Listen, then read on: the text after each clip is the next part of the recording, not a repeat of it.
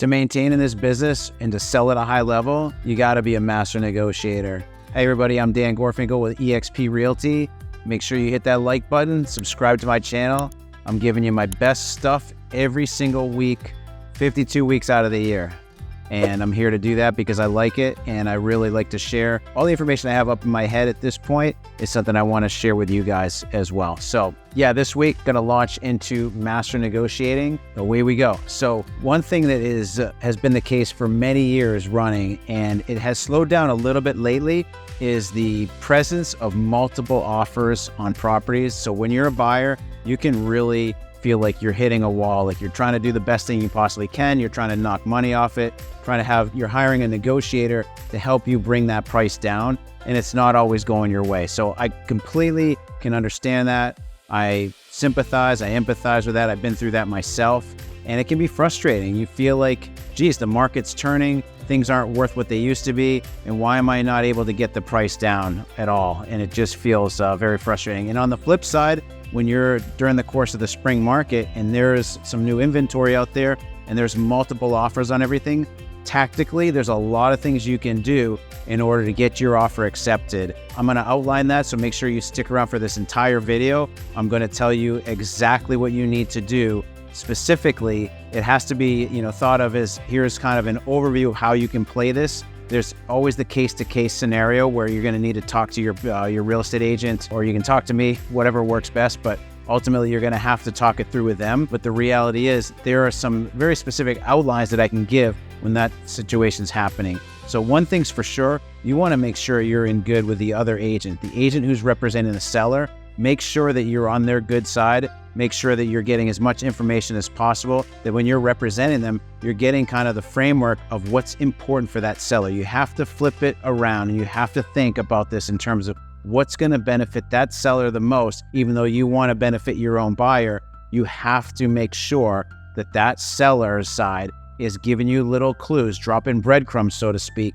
so that you know how to drop that offer and you know how to get it accepted. So one thing I've always done, you always lead with, what's the best time frame for the seller as far as closing? When does the seller want to close? I would never ever lose a deal based on the timing of something. Of course, if you have a buyer and they're looking to line it up seamlessly for when when they're leaving their place from a rental standpoint, or if they even have to sell their home, there's a couple of things like nuances that you have to be delicate with. But at the same time, you want to make sure that if the seller wants to close on a specific date, that you're going to be able to match that. So that's first and foremost. Other aspects, I always talk about it in terms of levers. There's 3 levers to every offer. There's the price, there's an inspection, and then there's a mortgage contingency over and above the date of closing. So those 3 levers are critical. It's not just about giving the highest price possible. It's not just about putting in an escalation clause and hoping that you're able to beat the next best offer by a couple $1,000s, and then the seller's side is just going to hand you the property.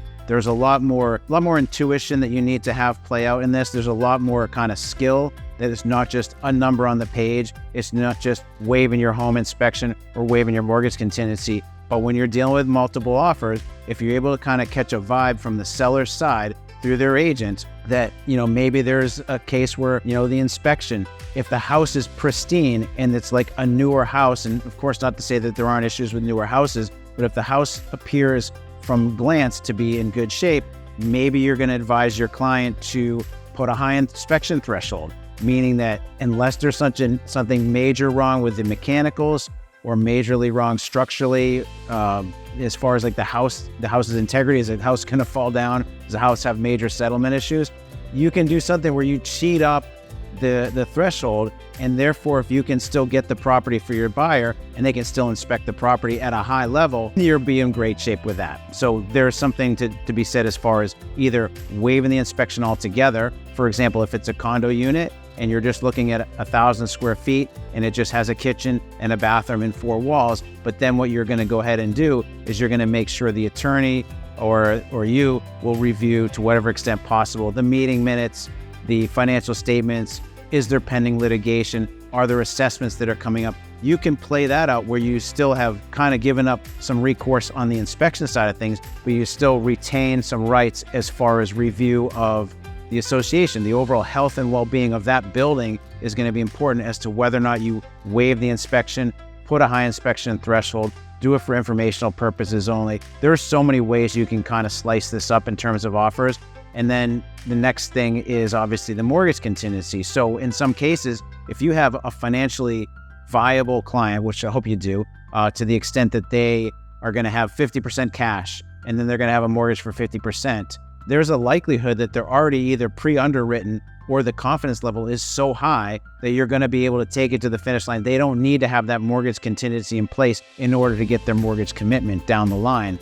Even if somebody has just 10 or 20% down, if they're on strong footing and you have a preferred lender that you've worked with and they kind of give you the confidence level that you need in terms of potentially waiving the mortgage contingency, consider doing that. You have to talk about the pitfalls. You have to talk about all those aspects with your buyer, and you don't want to put anybody in a position where they're going to be losing their purchase and sale deposit. But you have to know that when there's multiple offers, and if you've been down this road before, the level of frustration and the level of risk that you're not going to get something by employing at least a little bit of your own risk is high. And the same thing goes as far as the offer price, right? You don't want to have your client on a $600,000 place spend $660,000 or $550,000, 10% above asking price. You need to make sure you study the numbers and make sure you know exactly where you're coming from when you're advising people. So all those things kind of play in. They're all kind of fold into one offer that is case to case and it's location specific, but there's so many ways to become a master negotiator on behalf of your client while still making sure that their interests are protected. But it's an art. There's so much to it where you're going ahead and, like I said, you're warming up to the degree possible with the seller side. You're obviously playing up to your own side, making sure that they know that you have their best interest, but you have to employ that level of risk, especially when there's multiple offers. And, as we're heading into the new year, 2024, I think that with the past decade plus of there being multiple offers on good properties and in good locations, you need to know how to master this technique. You need to know all the elements of an offer. I'm here to teach it to you. I've been in this business for 18 plus years, coming up on 19 years. I've helped countless people buy and sell homes. And as far as real estate agents out there, I'm happy to share all my best knowledge with you. Feel free to reach out to me, 617-820-8085, or you can hit me up on this page, leave me a comment. Make sure you like, make sure you subscribe, and make sure you stick around week to week and hear me out and listen to what I've got to say. Thanks again.